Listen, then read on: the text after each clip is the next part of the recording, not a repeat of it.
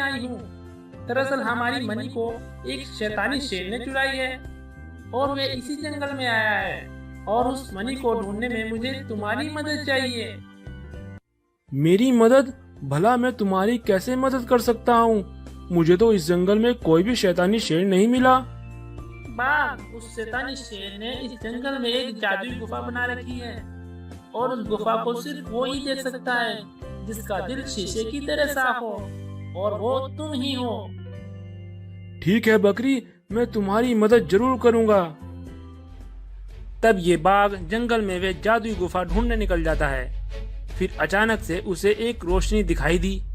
उसने देखा उस रोशनी के पीछे एक काली गुफा थी। अच्छा, तो ये है वो काली गुफा जिसमें वो मनी है। मैं अभी जाता हूँ और वे मनी लेकर आता हूँ। तब बाघ दौड़कर उस गुफा में चला जाता है और वहां जाकर देखता है वे मनी बहुत तेज से चमक रही थी। ये देखकर बाघ उसे देखता ही रह जाता है। वाकई ये मनी बहुत ही अद्भुत है। जल्दी कर बाघ, इससे पहले वे शैतानी शेर यहाँ पर आ जाए, मुझे ये मनी उस सोने की बकरी के पास लेकर जानी होगी।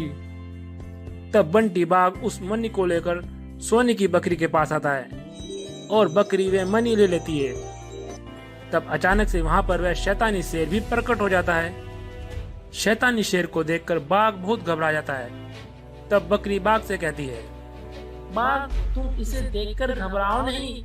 अब ये हमें कुछ भी नहीं कर सकता क्योंकि अब मेरे पास वे जादुई मनी है। अबे ओ दुष्ट बाघ, तूने ये अच्छा नहीं किया। तेरी हिम्मत कैसे हुई मेरी गुफा से वे मनी चुराने की? मैं तुझे अपनी शक्तियों से भस्म कर दूंगा। अबे चल हट, मैंने वो मनी उसी को वापस करी जिसकी थी। तेरी तो वो मनी थी ही नहीं। हाँ शैतानी शेर, अब तुम्हारा खेल खत्म। तुमने हमारी दुनिया को बहुत परेशान करके रखा था। आज मैं तुम्हारा खात्मा कर दूंगी। इतना कहते ही सोने की बकरी ने अपनी जादुई मनी से भयंकर शक्तियां उस शैतानी शेर पर छोड़ दी और वह शैतानी शेर वहीं पर जलकर राख हो गया। और अब वे सोने की बकरी बाघ को जादुई शक्तियां दे देती है और अब बाघ शक्तियां पाकर बहुत खुश हो जाता है। तब बकरी बाघ से अलविदा कहकर बोलती है, बाघ, तुम्हारा बहुत बहुत शुक्रिया। अब मैं अपनी दुनिया में वापस जाती हूँ और तुम अपना ख्याल रखना। और हाँ, अब तुम्हारे पास शक्तियाँ हैं। अब तुम्हें किसी दुष्ट जानवरों से डरने की जरूरत नहीं है। ये कहकर वे बकरी वहां से गायब हो जाती है। तब बाघ वापस जंगल में आता है। दोनों रंगीन शेर बाघ को खाली हाथ आता देख बहुत गुस्से से आग बबूला हो जाते हैं। अरे ओ बंटी बाघ, तुम्हारी हिम्मत कैसे हुई खाली हाथ वापस आने की? लगता है तुझे अब सबक सिखाना ही होगा। ये कहकर वे दोनों शेर बाघ पर हमला करने के लिए दौड़ते हैं। तभी बाघ अपनी शक्तियों से उन दोनों शेरों पर हमला करता है और पटक पटक कर मारने लगता है। ये दोनों शेर बाघ से माफी मांगने लगते हैं। अरे अरे बाघ भाई, हमें माफ कर दो। आज के बाद हम तुम्हें परेशान नहीं करेंगे। आज हमें छोड़ दो। ठीक है, माफ किया। चलो जाओ यहाँ से और इस जंगल में दोबारा कभी नहीं दिखना।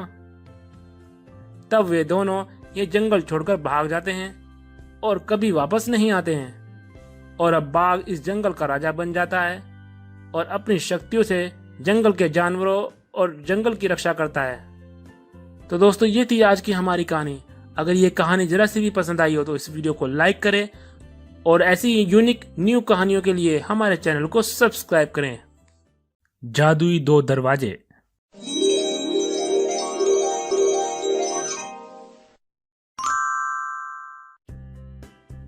एक जंगल में एक शेरनी अपने दो बेटों के साथ रहा करती थी, जिसमें बड़े बेटे का नाम शेरू और छोटे बेटे का नाम वीरू था।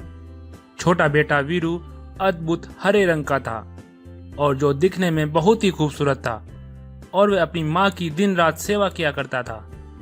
और बड़ा बेटा शेरू लाल रंग का था और ये बहुत ही चालाक और घमंडी किस्म का था और अपनी माँ शेरनी की आज्ञा का पालन नहीं किया करता था, जिस वजह से शेरनी शेरू को हमेशा डांटती रहती थी। लेकिन वीरू शेर अपनी माँ का चहीता बेटा था, जिस वजह से शेरनी वीरू से बहुत प्यार किया करती थी। शेरू को यह सब देखकर बहुत जलन होती थी और वह अपने भाई और माँ से नफरत किया करता था। इस वजह से शेरू अकेला जंगल में जाकर शिकार करके अपना पेट भर लिया करता था और अपने भाई और माँ के लिए कुछ नहीं लाया करता था।